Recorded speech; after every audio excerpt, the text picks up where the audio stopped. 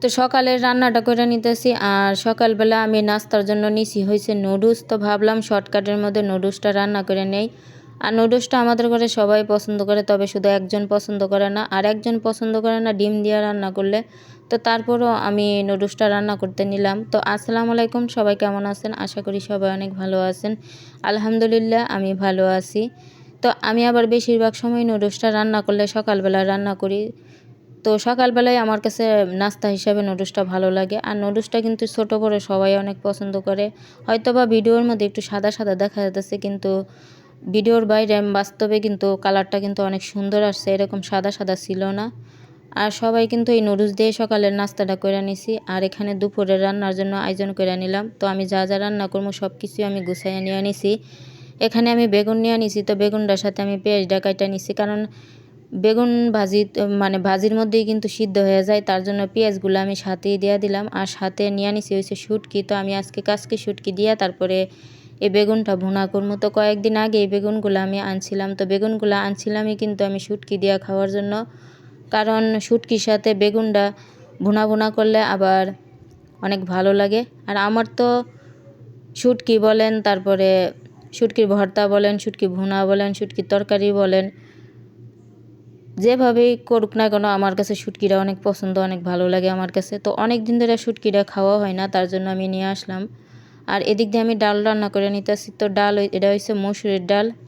তো ভাবলাম সাথে একটু মসুরির ডাল নিয়ে নেই, কারণ প্রত্যেক দিন কিন্তু মাছও ভালো লাগে না, আবার মাংসও ভালো লাগে না, নিরামিষও ভালো লাগে না, আবার শুটকিও ভালো লাগে না। তো মাছ মাংস তো অনেক দিন ধরে খাইতেছি, তো তার জন্য ভাবলাম আজকে শুটকি নিয়ে নেই রান্না করার জন্য।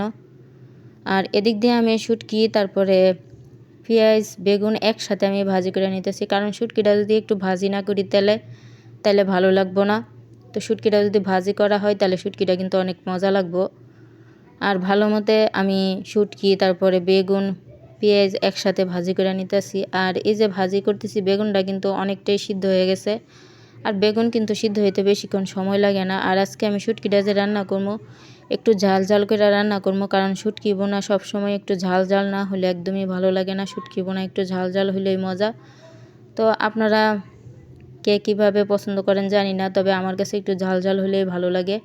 আর আমি এটা একদম শুকনা শুকনা করে রান্না করবো। আর এই কাজকি শুটকিটা বেগুন দিয়ে আপনারা রান্না করে দেখতে পারেন, অনেকটাই মজা হয়। আর বিশেষ করে গরম ভাত দেওয়া তো অনেক ভালো লাগে। আর আমি তো এই শুটকি বোনাটা দিয়েই খাইলাম, কারণ আমি খাওয়ার পরে তারপরে ভিডিওটা ছাড়লাম, এতটাই মজা হয়েছে মানে বইলা বুঝাইতে পারবো না। আপনার মানে মাছ মাংস রাইখা এটা দিয়া খাইতে ইচ্ছা করবো, এতটা মজা হয়েছে শুটকি বোনাটা। আর এদিক দিয়ে আমি ডালটাও রান্না করে নিছি। তো ডালটার মধ্যে ধনিয়া পাতা দিতে পারি না, কারণ এখন আবার ডালের সাথে ধনিয়া পাতাটা দিলে অনেক ভালো লাগে। তো ধনিয়া পাতা ছিল না, তার জন্য দিতে পারি নাই সাথে। তো ধনিয়া পাতা দিলে আরও বেশি ভালো লাগতো। আর এদিক দিয়ে নিয়ে নিলাম হচ্ছে কামরাঙ্গা। তো এগুলারে আপনাদের এখানে কি বলে কমেন্ট করে জানায়েন। আমাদের এখানে এগুলারে কামরাঙ্গা বলে। আর কামরাঙ্গাগুলো একদম গাছ পাকা ছিল।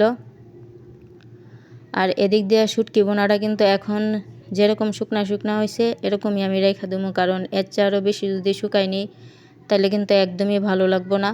আর আমি কিন্তু একদম ভুনা ভুনা করে রান্না করছি। আর শুটকি বোনাটা কিন্তু অনেকটাই মজা হয়েছে, তবে আমার মেয়ে কিন্তু শুটকি তেমন একটা খায় না। তো এই শুটকিটা রান্না করলে আবার অনেক পছন্দ করে। আর এদিক দিয়ে আমি কামরাঙ্গাটা মাইখা নিতেছি। তো সাথে আমি কিছুই দেই নাই, চিনি দেই নাই, শুধু লবণ দিছি, তারপরে মরিচ দিছি, দিয়া তারপরে মাইখা নিতেছি, কারণ কামরাঙ্গাগুলো একদম মিষ্টি ছিল। আর মাখাটা এতটাই মজা হয়েছে, এই যে আমি ভিডিওর মধ্যে ভয়েস দিতেছি, আমার তো এখনই ইচ্ছা করতেছে আবার কইরা খাওয়ার জন্য। মানে কি বলবো, অনেক ভালো লাগছে। আর আমার তো দেখেই লোভ লাগতেছে। তো সবাই ভালো দেখেন, আর আমার রান্নাগুলো কীরকম লাগলো কমেন্ট করে জানায়েন। আর ভিডিওটা যদি ভালো লেগে থাকে তাহলে একটা লাইক কমেন্ট শেয়ার করে দিয়েন। আর আমি প্রতিদিন যা রান্না করি তার ভিডিও দেই। আর আমি কোনো ইনস্টাগ্রামে এখানে কোনো